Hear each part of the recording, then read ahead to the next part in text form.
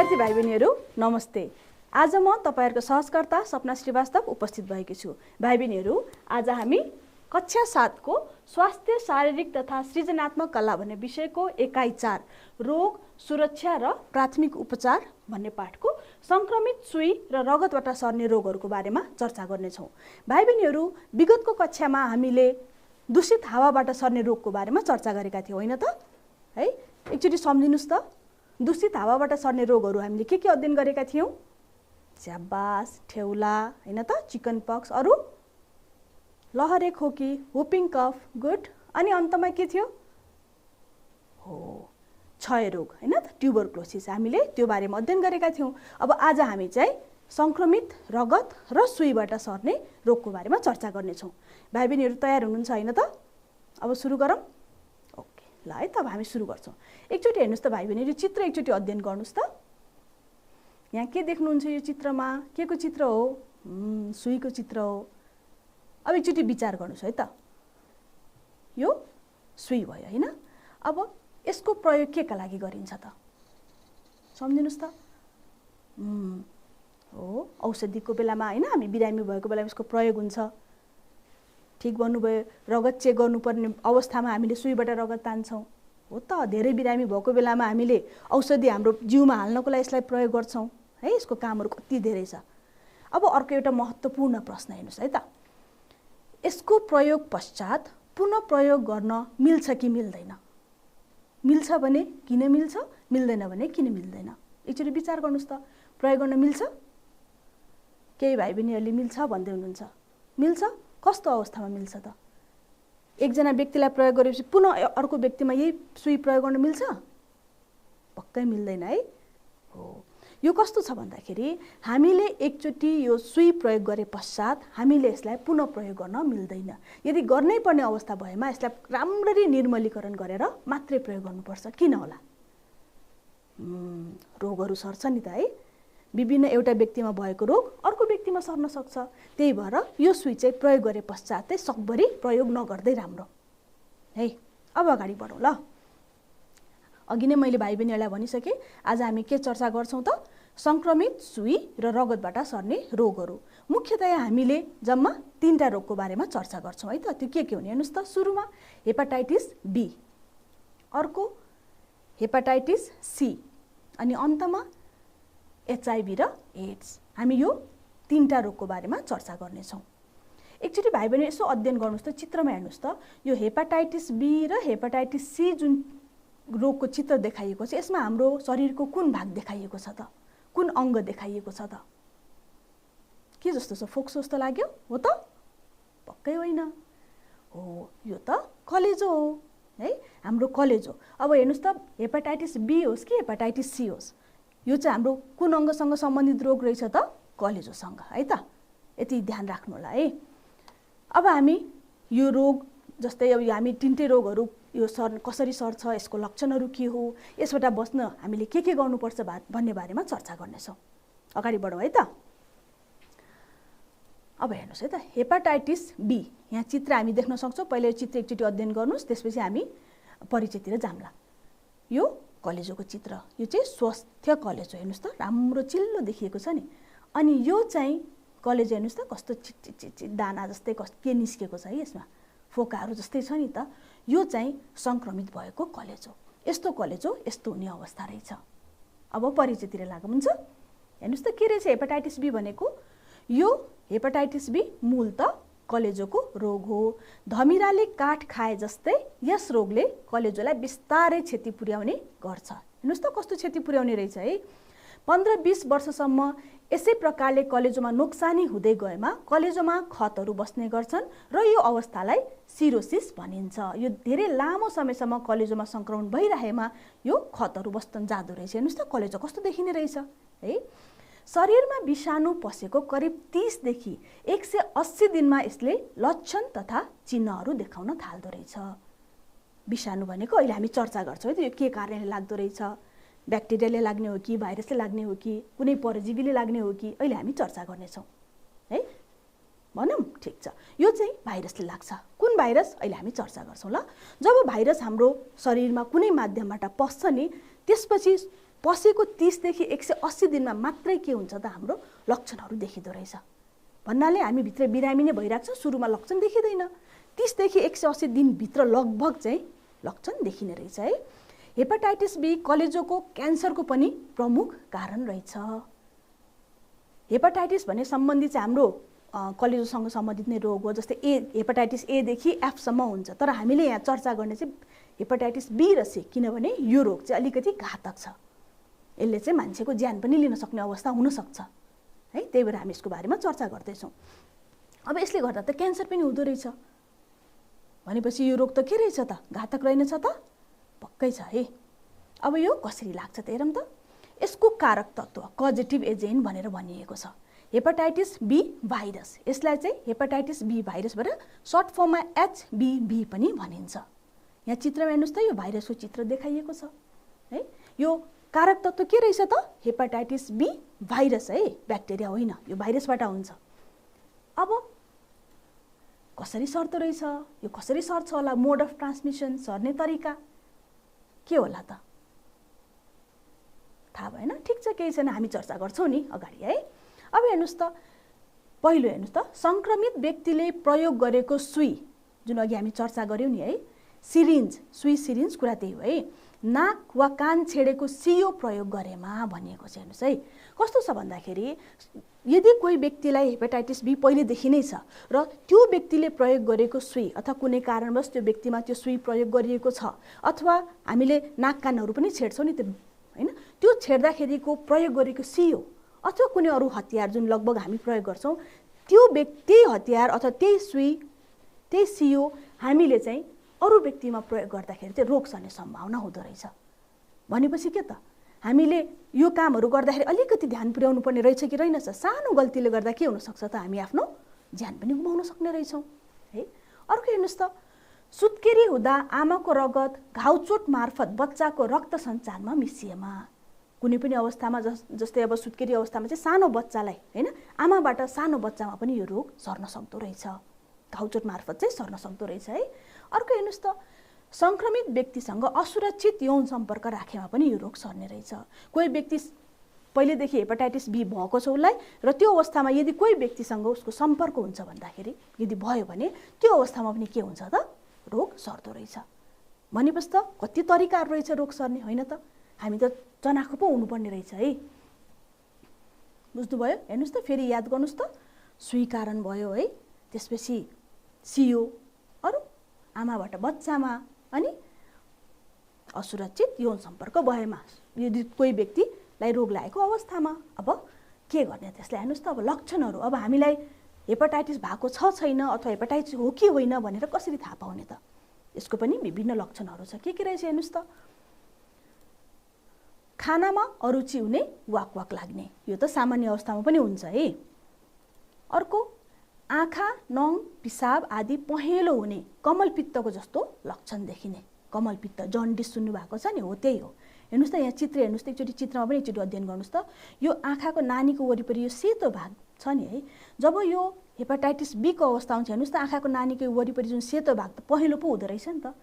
लगभग हामीलाई कमलपित्तको अवस्थामा, जन्डिसको अवस्थामा पनि यस्तै हुन्छ नि त है। हो, यो रोगमा पनि यस्तै लक्षण देखिँदो रहेछ। अर्को हेर्नुहोस् त, ज्वरो आउने तथा पसिना आउने, खलखली पसिना आउने, यो अवस्था पनि यसको लक्षण नै रहेछ। अरू हेर्नुहोस् त, शरीरमा डाबर आउने, सानो सानो खटेराहरू पनि शरीरमा आउँदो रहेछ। अब खानामा अरुचि हुने, वाक वाक लाग्ने हामीलाई अन्य कारण पनि हुनसक्छ नि त होइन, तर लगभग यो सबै लक्षण देखिन्छ लगभग है। शरीरमा डाबरहरू आउने। अर्को हेर्नुहोस् त, शरीर कमजोर हुँदै जाने, केही गर्न मन नलाग्ने, आलस्य अल्छी लाग्ने खालको शरीर हुँदै जाँदो रहेछ। लक्षणहरू लगभग यो सबै लक्षण है, किनभने हामीलाई ज्वरो आउने, पसिना आउने त अरू अवस्थामा पनि हुनसक्छ, तर लगभग यो धेरै लक्षणहरू मिल्न गएमा हेपाटाइटिस बी हो कि भनेर हामीले बुझ्न जरुरी छ। अर्को हेर्नुहोस् त, अब हामीले कसरी जोगिने त, रोकथाम कसरी गर्ने त? अब यो रोग कसरी सर्छ, यसको लक्षणहरू के छ भनेर हामीले जानकारी त पायौँ। अब यो रोग नलाग्नलाई हामीले आफूलाई कसरी सुरक्षित राख्ने भन्न त जरुरी भयो नि, होइन त? यो जान्न त एकदमै जरुरी छ। अब रोकथामको उपायहरू के रहेछ हेर्नुहोस् त, परीक्षण गरेरै मात्रै रगत लिने र दिने। यदि कुनै अवस्थामा हामीलाई कसैको रगत लिनुपर्ने अवस्था, बिरामी परेको अवस्थामा यदि छ भने त्यो रगत चाहिँ परीक्षण गरेर मात्रै लिने। अर्को हेर्नुहोस् त, सकेसम्म सङ्क्रमित महिला गर्भवती हुन नहुने। यदि महिलालाई पहिलेदेखि हेपाटाइटिस बी छ भने सकभरि के गर्ने त, गर्भवती नहुने। किन भन्दाखेरि जुन नवजात शिशुमा पनि त्यो रोग देखिन सक्छ है। अर्को असुरक्षित यौन सम्पर्क नगर्ने हैन। यदि त्यो व्यक्तिलाई सम्पर्क गर्ने व्यक्तिलाई रोग लागेको छ भने सम्पर्क नगर्दाखेरि बस्न सकिने रहेछ नि त है। अर्को सङ्क्रमित सुई प्रयोग नगर्ने। यदि अघि नै हामीले चर्चा गर्यौँ, सुरुमै हामीले चर्चा गर्यौँ, सुई एकचोटि प्रयोग गरिसकेपछि अर्को व्यक्तिमा प्रयोग गर्नु नै हुँदैन। होइन त्यस्तै अवस्था छ भने मात्रै त्यसलाई निर्मलीकरण गरेर मात्रै प्रयोग गर्नुपर्छ। सबभन्दा राम्रो त प्रयोग नगर्नु नै राम्रो है। अर्को समयमै खोप लिने। हेपाटाइटिस बी विरुद्ध खोपहरू छन् र त्यो हामीले समयमै लिँदाखेरि के हुन्छ त, खोपले हामीलाई के गर्छ हो त, यसले हामीलाई रोग लाग्नबाट बचाउँछ है। हेर्नुहोस् त कति उपायहरू रहेछ। हामीले यो विभिन्न उपायहरू अपनायो भने हामी पक्कै पनि हेपाटाइटिस बीबाट बस्न सक्छौँ है। भाइ बहिनीहरूले याद गर्नु होला, आफूले सिकेको कुरा अरूलाई पनि सिकाउनु होला है त। अब हामी हेपाटाइटिस सीको चर्चा गर्छौँ। हेर्नुहोस् त, यो पनि कलेजोको रोग हो, अघि नै हामीले चर्चा गरिसक्यौँ है। यो के रहेछ हेर्नुहोस् त, फेरि पनि हेपाटाइटिस सी भन्नाले विभिन्न सङ्क्रमणका कारणले कलेजो सुन्निने अवस्थालाई बुझिन्छ। हेपाटाइटिस सीमा के हुँदो रहेछ त, कलेजो सुन्निदो रहेछ है। यो मूलत कलेजोको रोग हो, जुन अघि हामी चर्चा गरिसक्यौँ। अब हेर्नुहोस् त कस्तो रहेछ यसमा चाहिँ, शरीरमा विषाणु प्रवेश गरेको करिब 2 हप्तादेखि 6 महिनामा लक्षणहरू देखिन्छन्। होइन त कति लामो समय, 6 महिनासम्म पनि लक्षण नदेखिने हुनसक्दो रहेछ। व्यक्ति सङ्क्रमित छ तर लक्षण नदेखिने हुनसक्दो रहेछ है। त्यो अवस्थामा हामी एकदमै सतर्क हुन आवश्यक छ। अब यसको कारक तत्त्व के हो, भाइरस त भाइरस हो, भाइ बहिनीले बुझिसक्नु भएको छ। हेपाटाइटिस त भाइरसबाट हुने रहेछ है। तर कुन भाइरस त, हेर्नुहोस् त, यसको कारक तत्त्व causative agent hepatitis C virus. यसलाई चाहिँ HCV, hepatitis C virus HCV पनि भनिन्छ सर्ट फर्ममा है। यहाँ चित्रमा पनि हामी हेर्न सक्छौँ सङ्क्रमित कलेजो हेपाटाइटिस सी भाइरसले गर्दाखेरि। अब ठिक भन्नुभयो, यसको सर्ने तरिका, मोड अफ ट्रान्समिसन कसरी सर्छ त, हो ठिक भन्नुभयो। अघि जस्तै केही चाहिँ मिल्छ, तर यसमा केही चिजहरू फरक छ, केही तरिकाहरू चाहिँ फरक छ। के रहेछ त फरक, हेर्नुहोस् त। यो त अलि मिल्न गयो। सङ्क्रमित व्यक्तिले प्रयोग गरेको सुई, सिरिन्ज, नाक वा कान छेडेको सियो प्रयोग गरेमा, जुन अघिसँग मिल्यो है, यो अवस्थामा चाहिँ सर्न सक्छ। अर्को हेर्नुहोस् त, सुत्केरी हुँदाखेरि आमाको रगत घाउचोट मार्फत बच्चाको रक्त सञ्चारमा मिसिएमा, यो पनि अघिसँग मिल्यो, लगभग धेरै मिल्दो रहेछ है। अर्को हेर्नुहोस् त, फेरि त्यही आयो, सङ्क्रमित व्यक्तिसँग असुरक्षित यौन सम्पर्क राखेमा पनि यो रोग सर्दो रहेछ। यसमा फरक के भयो त, यसमा कलेजो सुन्निन्छ, त्यही हो नि त फरक लगभग है। दुईटै भाइरसले हुन्छ, ठिक भन्नुभयो। सर्ने तरिका पनि त्यही रहेछ, तर यसको जुन लक्षण देखाउने अवधि चाहिँ फरक छ है। फेरि दुईटैको लक्षण देखाउने अवधि चाहिँ फरक छ। अब लक्षणहरू के रहेछ त हेर्नुहोस् है त। शरीर कमजोर हुने र दुब्लाउँदै जाने। अर्को सामान्य अवस्थामा हल्का पहेँलोपना देखिने, सामान्य अवस्थामा, तर कडा अवस्थामा हेर्नुहोस् त असाध्यै पहेँलो देखिने। हामी चित्रमा पनि देख्न सक्छौँ, पुरै जिउ नै पहेँलो भएको छ, हो जन्डिस जस्तै भनौँ न है, धेरै पहेँलो देखियो। अर्को ज्वरो आउने, खान मन नलाग्ने, यो पनि यसको लक्षण रहेछ। अर्को हेर्नुहोस् त, आँखाको सेतो भाग, नङ र छालामा पहेँलोपन देखिने। जस्तै यो जुन छाला हेर्नुहोस् त, यो छालामा पहेँलो देखिएको छ, जुन हाम्रो यो नङ छ नि, यो नङ हो, यो नङमा पनि पहेँलो, हल्का पहेँलो देखिन्छ। नङ सामान्यतया सेतो हुन्छ नि त, यो रोग लागेको छ भने नङ पनि के हुन्छ त, पहेँलो हुँदो रहेछ। अब रोकथाम कसरी गर्ने त यसको पनि रोकथामको लगभग मिल्न जान्छ। हेर्नुहोस् त, सबैभन्दा पहिला दिएको छ चिल्लो र अमिलो खानेकुरा नखाने, सकभरि नखाने, किनभने यसले अरू पनि रोगहरू निम्त्याउँछ नि है। हामीले चर्चा गरेका थियौँ, तपाईँले कक्षा 6 मा पनि थोरै अध्ययन गरिसक्नु भएको छ। हेर्नुहोस् त, कलेजोलाई असर गर्ने औषधि नखाने।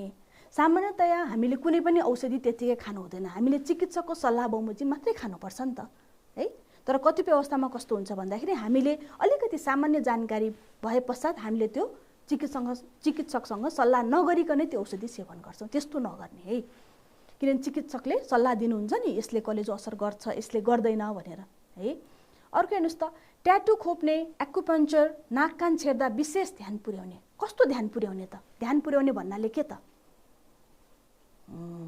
कस्तो भन्दाखेरि जुन ट्याटु खोप्ने अथवा एक्युपङ्क्चर गर्दाखेरि जुन सुईहरू प्रयोग गरिन्छ नि, त्यो निर्मलीकरण गरिएको छ कि छैन अथवा नयाँ सुई प्रयोग भएको छ कि छैन भन्ने आफूले विचार गर्ने है। जो त्यो पेसामा हुनुहुन्छ उहाँले पनि विचार गर्नु पर्यो र जसले गराउँदै हुनुहुन्छ उहाँले पनि अलिकति ध्यान चाहिँ पुर्याउनु पर्छ कि मलाई प्रयोग गरिएको सुई चाहिँ नयाँ हो कि होइन, निर्मलीकरण गरिएको छ कि छैन भनेर ध्यान पुर्याउनु पर्छ है। अर्को, अङ्ग प्रत्यारोपण गर्दा परीक्षण गरेर मात्र गर्ने। कुनै कुनै अवस्था आउन सक्छ हाम्रो अङ्ग नै परिवर्तन गर्नुपर्ने हुनसक्छ, अरू व्यक्तिको लिनुपर्ने अवस्था आउन सक्छ होइन। हो किडनी ठिक भन्नुभयो है। अरू अङ्गहरू पनि हामीले लिँदाखेरि त्यो अङ्गलाई परीक्षण गरेर त्यो अङ्ग सङ्क्रमित छ कि छैन भनेर मात्रै अनि हामीले नभएको अवस्थामा मात्रै के गर्नुपर्छ त? प्रत्यारोपण गर्नुपर्छ। र अर्को हेर्नुहोस् त, समयमै खोप लिने। यसको पनि खोप उपलब्ध छ, नेपाल सरकारले गराएको छ खोप उपलब्ध। यो चाहिँ समयमै हामीले खोप लिएर के हुनुपर्छ त? आफू सुरक्षित हुनुपर्छ। भाइ बहिनीहरू हेर्नुहोस् त, यो रोकथामको उपायहरू यो तपाईँहरूले फलो गर्नुपर्छ नि होइन, यो तपाईँहरूले पालना गर्नुपर्छ रोगबाट बच्नु छ भने। अब हामी केही प्रश्नको छलफल गर्छौँ है त। हेर्नुहोस् त, हेपाटाइटिस बी मूलतः कुन अङ्गको रोग हो? मिलाउनु भयो, ठिक छ। एकछिन अहिले अरू साथीहरूलाई पनि सोच्न दिउँ न।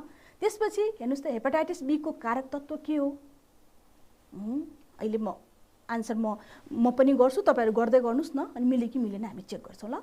शरीरमा विषाणु पसेको कति दिनमा हेपाटाइटिस सी को लक्षण तथा चिन्हहरू देखिन थाल्छ? सम्झिनुभयो? लेख्नुभयो? अब एकचोटि हेर्नुहोस् त, मिल्छ कि मिल्दैन? हेपाटाइटिस बी मूलतः कलेजोको रोग हो।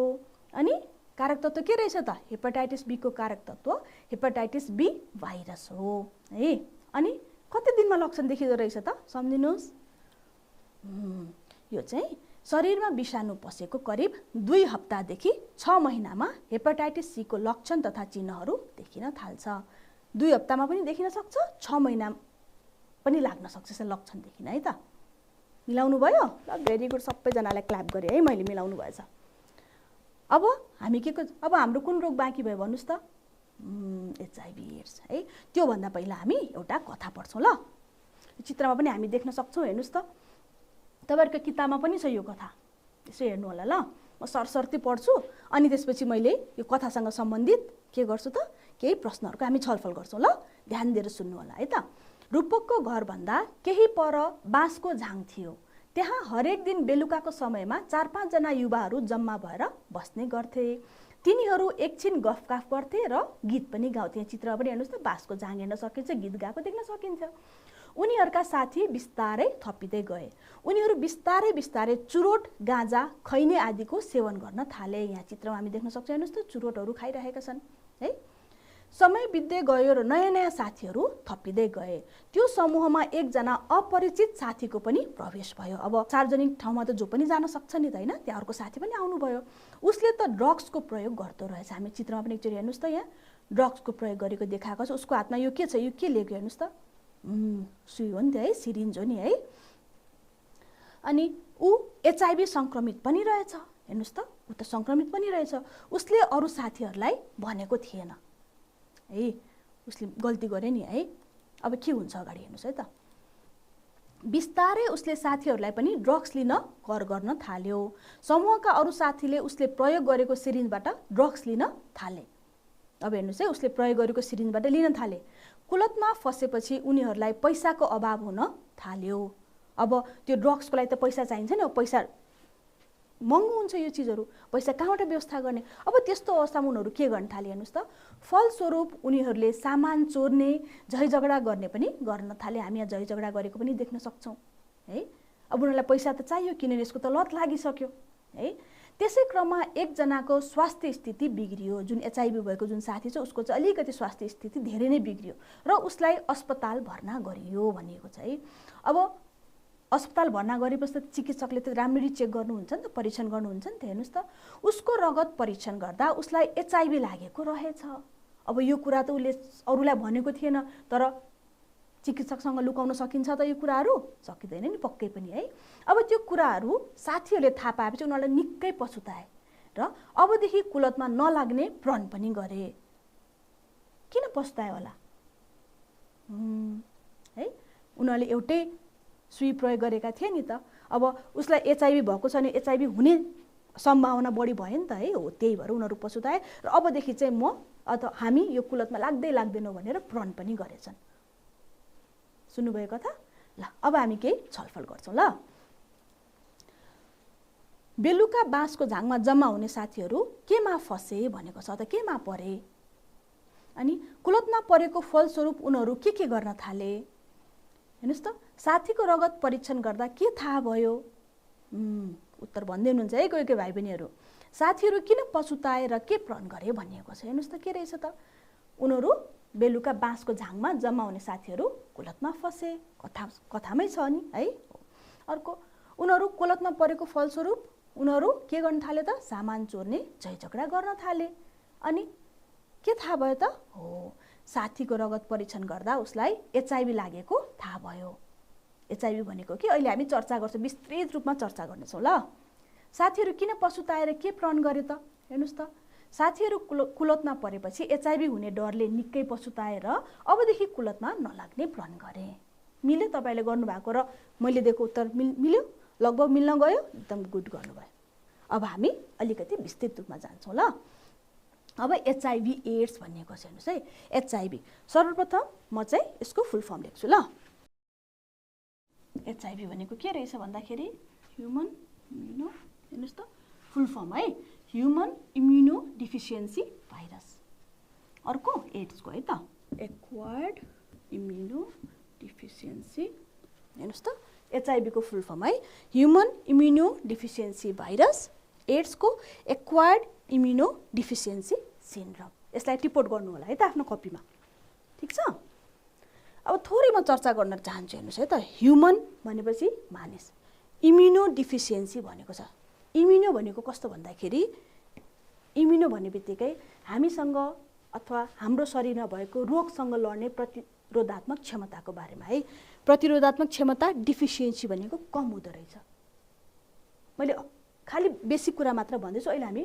डिटेलमा चर्चा गर्नेछौँ ल इम्युनो डिफिसियन्सी भनेको चाहिँ मानिसको रोगसँग लड्ने जुन क्षमता छ नि त्यो कम भएर जान्छ डिफिसियन्ट हुन्छ घट्छ भन्न खोजेको है यो भाइरस नै थियो अर्को एक्वायर्ड इम्युनो डिफिसियन्सी सिन्ड्रोम जब यही एचआईभी अलिकति चरम अवस्थामा पुग्छ एकदम धेरै हुन्छ त्यसपछि त्यसलाई एड्स भनिन्छ एक्वायर्ड इम्युनो डिफिसियन्सी सिन्ड्रोम भनेर भनिन्छ लगभग अब तपाईहरु यसरी बुझ्नु यो सुरुवाती अवस्था भयो भन्दाखेरि यो चाहिँ लगभग एकदम एचआईभी भनौं न भाइरस जिउमा धेरै फैलिसकेपछि को अवस्थालाई चाहिँ हामीले एड्स भन्छौं भन्दा पनि हुन्छ यो तहलाई यतिले पुग्छ है टिप्नु भयो अब हामी चर्चा गर्छौं ल त अब एचआईभी र एड्स भनेको के रहेछ त हेर्नुस् त अघि हामी थोरै चर्चा गरेका थियौं नि है एचआईभी मानव प्रतिरक्षा प्रणालीलाई नष्ट पार्ने विषाणु हो भनेको छ है यो पनि भाइरसबाटै हुन्छ हो ठीक भन्नुभयो है यो एउटा अति सूक्ष्म विषाणु हो जसले मानिसको रोग प्रतिरोधात्मक प्रणालीलाई आक्रमण गर्छ रोग प्रतिरोधात्मक प्रणाली भनेको के रे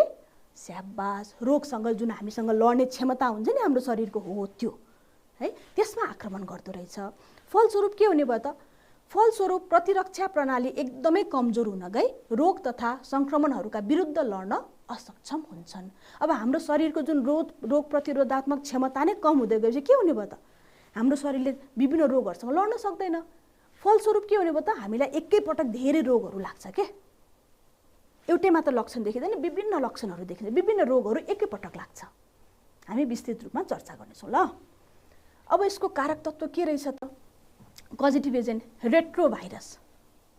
रेट्रोभाइरस यसको कारक तत्व रहेछ यो रेट्रोभाइरस अन्तर्गतकै ह्युमन इम्युनोडिफिसियन्सी भाइरस जुन छ नि यो रेट्रोभाइरस अन्तर्गतकै आउने हो है हामी चित्र पनि हेर्न सक्छौं कारक तत्व अब ठीक भन्नुभयो अब त सर्ने तरिका थाहा हुनु पर्यो नि त हैन त यस्तो घातक रोगबाट त बस्नु त पर्यो कसरी बस्ने रहेछ त हेर्नुस् त मोड अफ ट्रान्समिसन संक्रमित व्यक्तिसँग असुरक्षित यौन सम्पर्क राखेमा यो पनि हेपाटाइटिस जस्तै है अर्को छ हेर्नुस् त संक्रमित गर्भवती महिलाले बच्चा जन्माउँदा सम्भावना हुन्छ है बच्चामा सर्ने थोरै सम्भावना भए पनि सम्भावना चाहिँ हुन्छ अर्को संक्रमित व्यक्तिले प्रयोग गरेको सुई सिरिन्ज नाक वा कान छेड्ने सियो अन्य कुनै धारिलो हतियार प्रयोग गरेमा पनि यो सर्दो रहेछ हेपाटाइटिस जस्तै हो त ठीक भन्दै हुनुहुन्छ अर्को हेर्नुहोस् त, सङ्क्रमित व्यक्तिको रगत वा कुनै अङ्ग अरू व्यक्तिलाई दिएमा वा प्रत्यारोपण गरेमा, यो अवस्थामा पनि सर्न सक्छ। रगतबाट पनि सर्छ नि त, हो त, रगतबाट, अङ्गबाट, किनभने अङ्गमा पनि त रगतको केही कणहरू हुन्छ नि त, होइन, रगत त हुन्छ त्यसमा, हो, त्यसबाट सर्न सक्दो रहेछ। अब लक्षणहरू के रहेछ त, यसको त अलि फरक होला, हेरौँ है त अगाडि के हुन्छ। हेर्नुहोस् त, बिरामीलाई लामो समयसम्म ज्वरो आउने र खान मन लाग्ने। हेर्नुहोस् त, अघिको हाम्रो हेपाटाइटिसमा ज्वरो आउने मात्रै थियो, यसमा चाहिँ लामो समय भनिएको छ। यो लामो समय किन भएको होला, यसो सोच्नुहोस् त, विचार गर्नुहोस् त। स्याबास, हाम्रो शरीरमा रोगसँग लड्ने क्षमता त कम हुँदै जान्छ नि, त्यही भएर लामो समयसम्म, धेरै दिनसम्म ज्वरो आउने हुन्छ है। अर्को फेरि यहाँ त्यही आयो, लामो समयसम्म खोकी वा झाडा पखाला लाग्ने, यो पनि अवस्था छ। अर्को छालामा खटिराहरू देखिने, यहाँ चित्रमा पनि हामी हेर्न सक्छौँ खटिराहरू देखिएको छ। अर्को रोग विरुद्ध लड्ने प्रतिरोध क्षमता कमजोर हुँदै जाने, जुन अघि हामी चर्चा गरिसक्यौँ है। अनि हेर्नुहोस् त, ग्रन्थीहरू सुन्निने र बढ्दै जाने, हामी यहाँ चित्रमा अलिकति सुन्निएको, अलिकति ध्यान दिएर हेर्नु भने अलिकति सुन्निएको, यो ग्रन्थी सुन्निएको पनि देख्छौँ है। यो ग्रन्थीहरू सुनिन्छ र बढ्दै पनि जान्छ र दुखाइ पनि त्यत्तिकै हुन्छ।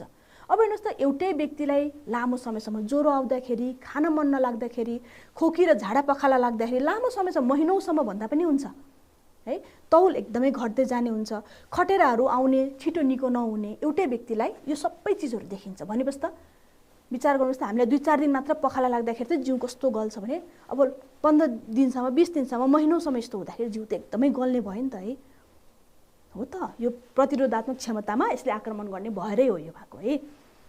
अब हेर्नुहोस् त, अब यहाँ हामी लक्षण फेरि यहाँ देख्न सक्छौँ, मैले चित्रबाट पनि अलिकति तपाईँलाई देखाउने कोसिस गरेँ। हेर्नुहोस् त, यहाँ अरू पनि रहेछ के त, मुखमा घाउ आउने हुँदो रहेछ। हेर्नुहोस् त है, ग्रन्थी सुनिने हामी चर्चा गरिसक्यौँ, मैले जता जता देखाउँदैछु त्यता हेर्नुहोस् ल। अनि जाडो लाग्ने, अलिकति धेरै जाडो लाग्ने, अनि अर्को छालामा घाउ आउने, घाउ मात्र आउने होइन कि छिटो निको पनि नहुने फेरि। अर्को एकदम थकान महसुस हुने, अब म यतातिर छु है, मांसपेशीहरू दुख्ने, जुन हाम्रो मांसपेशीहरू हुन्छ नि, हातको जिउको मांसपेशी, त्यो पनि दुख्दो रहेछ। ज्वरो आउने भइहाल्यो, घाँटी पनि दुख्दो रहेछ है। अनि राति पसिना पनि धेरै आउँदो रहेछ, जाडो पनि हामीलाई लाग्ने, पसिना पनि आउने, कति धेरै फरक लक्षण रहेछ है यसको। मान्छेलाई थाहा हुनुपर्छ नि त, यदि धेरै यस्तो लक्षण छ भने एचआइभी हो कि भनेर आफू त चलाक हुनु पर्यो, समयमै परीक्षण गराउनु पर्यो नि त है। अब हेर्नुहोस् है त, अब यसको रोकथाम कसरी त, भाइ बहिनीहरूले भन्दै हुनुहुन्छ केहीजनाले, हो हेर्नुहोस् त, असुरक्षित यौन सम्पर्क नगर्ने, किनभने जुन कारणबाट, जे कारक तत्त्व त्यहीबाट बचे त हामीलाई रोग लाग्दैन नि, होइन त, हो त। असुरक्षित यौन सम्पर्क नगर्ने, ट्याटु खोप्ने, एक्युपङ्क्चर, यहाँ हामी चित्र पनि देख्न सक्छौँ है एक्युपङ्क्चरको, यहाँ नाक कान छेड्दा विशेष ध्यान पुर्याउने, निर्मलीकरण गरेका सुई प्रयोग गर्ने है। अनि सङ्क्रमित आमा गर्भवती नहुने। अर्को रगत लिनु परेमा वा अङ्ग प्रत्यारोपण गर्नु परेमा एचआइभी एड्स परीक्षण गरेर मात्रै लिने वा दिने। हामीले यति चिजहरूमा ध्यान पुर्यायौँ भने चाहिँ हामी पक्कै पनि यो रोगबाट बच्न सक्छौँ है। अब जस्तै कसैको घाउचोटहरू छुँदाखेरि हामीले पन्जा लाएर छुनुपर्छ भन्छ नि, किनभने यदि घाउचोट छुँदाखेरि हाम्रो हातमा पनि घाउचोटहरू छ भने चाहिँ हामीलाई सर्न सक्छ। चिकित्सकहरू यो फिल्डमा काम गर्नुहुन्छ, यो पेसामा हुनुहुन्छ, उहाँले पन्जा लाउनुहुन्छ नि, याद गर्नु भएको छ नि त, हो किन त, त्यो पन्जाले हाम्रो छालामा भएको घाउ अथवा रगतसँग कन्ट्याक्टमा आउन दिँदैन है, त्यही भएर हो नि त उहाँले लाउनु हुने। अब हामी चर्चा गर्छौँ के बारेमा, हेर्नुहोस् त, यहाँ हेर्नुहोस् त, यहाँ कस्तो अचम्म, एचआइभी र हेपाटाइटिस नसर्ने तरिका पनि हुँदो रहेछ। के गर्दाखेरि नसर्दो रहेछ, हामी मैले जता जता माउस लैजान्छु त्यता हेर्नु होला ल। हेर्नुहोस् त, स्तनपान गराउँदाखेरि हेपाटाइटिस र एचआइभी दुवै सर्दैन। अर्को अङ्गालो हाल्दाखेरि सर्दैन, हेर्नुहोस् है, मैले माउस पनि लगिरहेको छु सँगसँगै। त्यसपछि चुम्बन गर्दाखेरि पनि यो रोग सर्दैन रहेछ है। अनि हात समात्दाखेरि पनि यो रोग नसर्ने रहेछ। अनि खोक्दा वा हाँच्छु गर्दा पनि नसर्ने रहेछ, किनभने यो त हावाबाट सर्ने रोग होइन नि त, त्यही भएर यो सर्दैन। अनि अर्को हेर्नुहोस् त, खाने भाँडाहरू साझा गर्दाखेरि पनि यो रोग नसर्ने रहेछ, यो कुनै पनि रोग नसर्ने रहेछ। हेर्नुहोस् त, यो रोग लागेको व्यक्तिलाई हामीले ओहो यो मान्छेलाई रोग लागेसलाई त छुन्नु पनि हुँदैन, हेर्न पनि हुँदैन भनेर उनीहरूलाई छिछि दूर गर्ने हो कि हामीले चलाक भएर चनाखो भएर उहाँहरूको सेवा गर्ने हो, सेवा गर्ने हो नि त। तर उहाँहरूलाई सेवा सुविधा दिँदाखेरि हामी पनि के हुनुपर्छ त, चलाक हुनुपर्छ। कुन माध्यमबाट सर्छ त्यो हामीले जानकारी त हुनैपर्छ नि त हामीसँग, नत्र त हामीलाई पनि रोग लाग्न सक्छ। हेर्नुहोस् त, यो चिजहरू गर्दाखेरि चाहिँ नसर्ने रहेछ नि त, सँगै बस्दा नसर्ने रहेछ है। यो चिजहरू टिपोट गर्नु होला है, तपाईँहरूको किताबमा छैन। अगाडि बढौँ ल है त। अब हामी एउटा चित्र देखाएँ मैले भाइ बहिनीहरूले, हेर्नुहोस् त, यो अध्ययन गर्नुहोस् त। यहाँ के देख्नु, यो चित्र के को चित्र हो? कलेजोको। यहाँ पछाडि हेर्नुहोस् त, यहाँ पछाडि लखाटिरहेको छ केले? भाइरसले है। यहाँ हेर्नुहोस् त के देखाएको रहेछ त, यो एउटा कलेजो चाहिँ भागिरहेको छ भाइरसबाट। कलेजोमा कुन रोग लाग्दो रहेछ भन्नुहोस् त, तपाईँले जानिसक्नु भएको छ। स्याबास, हेपाटाइटिस लाग्दो रहेछ है। बीसी अरू पनि हेपाटाइटिस हुन्छ भने मैले तपाईँलाई अघि नै जानकारी गराएँ है। अब एउटा गहन चिज, कलेजोलाई स्वास्थ्य बनाउन के गर्नुपर्छ त? त्यो त त्यो रोगको लक्षणहरू भयो। कुनै पनि हाम्रो शरीरको जुन अङ्ग छ नि त्यसलाई स्वस्थ बनाउने के गर्नुपर्छ त? त्यो त्यतातिर जाऊँ न। हामीले पोषणयुक्त खाना खानुपर्छ होइन र? हो त, पोषणयुक्त हामीले खाना खानु पर्यो। अरू हल्का हल्का व्यायाम पनि गर्नु पर्यो है। आफ्नो शरीरलाई कुनै समस्या आएमा चिकित्सकको सल्लाह बमोजिम औषधि सेवन गर्नु पर्यो। आफै जान्ने भएर होइन, चिकित्सकको सल्लाह अनुसार मात्रै है।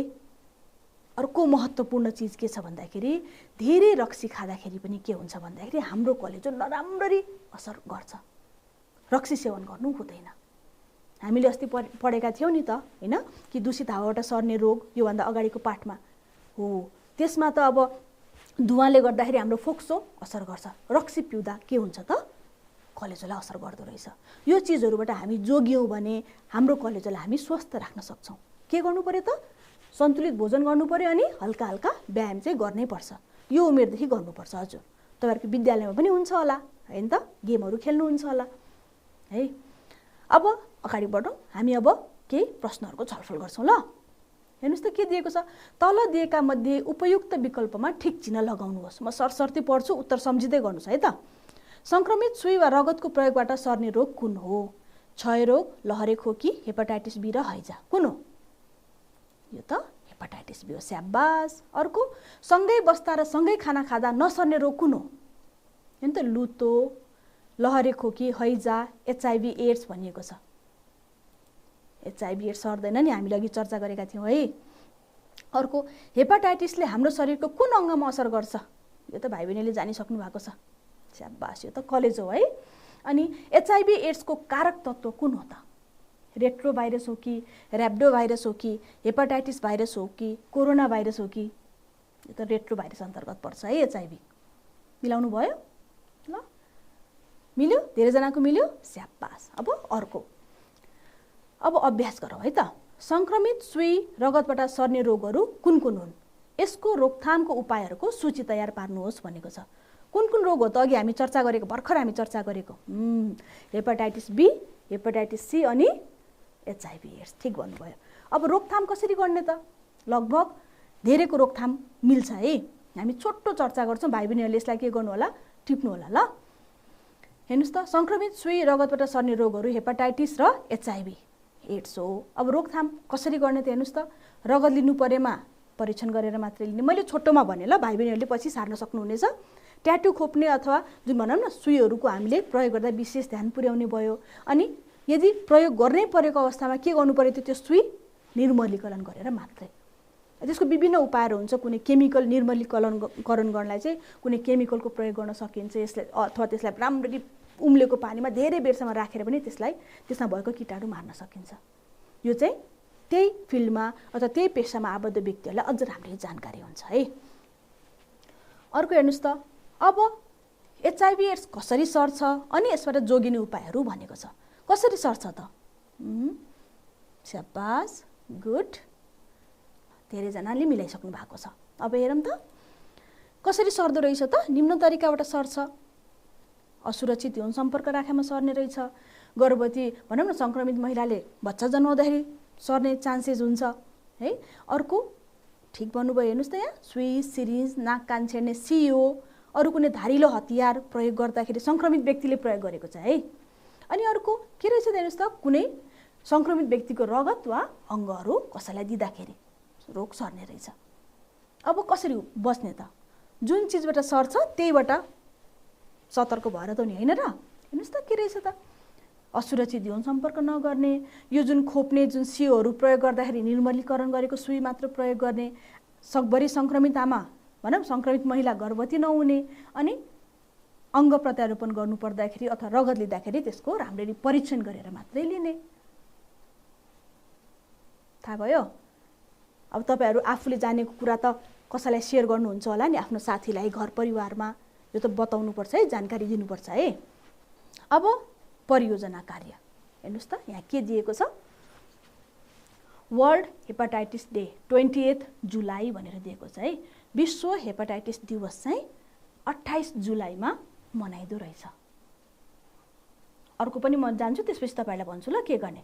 अर्को हेर्नुहोस् त, विश्व एड्स दिवस पनि रहेछ। हेर्नुहोस् त, वर्ल्ड एड्स डे डिसेम्बर 1, जुन अघि हामी चर्चा गरेका थियौँ 28 जुलाई र डिसेम्बर 1, यो 2 दिनमा तपाईँहरूले के गर्नुहोस् भन्दाखेरि, यो त दिवसहरू थाहा पाउनु भयो नि त। डिसेम्बर 1 भनेको विश्व एड्स दिवस होइन, अनि यो अगाडिको 28 जुलाई भनेको हेपाटाइटिस दिवस रहेछ नि, विश्व हेपाटाइटिस दिवस हो। यो दिन चाहिँ आफ्नो विद्यालयको वरिपरि, आफ्नो समाजमा भनौँ न, टोल छिमेकमा के गर्नु होला भन्दाखेरि, यो हेपाटाइटिसबाट कसरी बस्ने, यसको यो रोगहरू कसरी लाग्छ, सर्ने तरिकाहरू के हो, कसरी बस्ने भन्ने एउटा नाराहरू बनाएर, प्याम्पलेटहरू बनाएर होइन, प्ले कार्डहरू बोकेर आफ्नो वरिपरि समाजमा के गर्नु होला भन्दाखेरि एउटा र्याली सञ्चालन गर्नु होला। अनि अर्को पनि के गर्न सक्नुहुन्छ भन्दाखेरि, बिहानको जुन हाम्रो विद्यालयमा हुने प्रार्थना छ नि, एसेम्ब्ली पनि भनिन्छ नि त्यसलाई, हो त्यो एसेम्ब्लीमा चाहिँ यो दिन चाहिँ 28 जुलाई र 1 डिसेम्बरमा के गर्नु होला भन्दाखेरि, यो रोगको बारेमा विस्तृत एउटा स्पिच दिनु होला, ताकि अरू विद्यार्थीहरूले पनि यसबारेमा जानकारी पाउन्। ठिक छ, यो गर्नुहुन्छ नि, म एकदम आशावादी छु है तपाईँहरूले यो काम गर्नुहुन्छ भनेर। यसमा यो चाहिँ परियोजना कार्य नै हो। तपाईँले यसको बारेमा जानकारीहरू बिहानको भनौँ न जुन प्रार्थनामा भन्नु होला, त्यसपछि र्याली के गर्नु होला त, आफ्नो विद्यालयको वरिपरि, आफ्नो टोल छिमेकमा, समाजमा चाहिँ यो गर्नु होला। हुन्छ भाइ बहिनीहरू, आजलाई यति नै। अर्को कक्षामा पुनः भेट हुने नै छ। आजको लागि नमस्ते।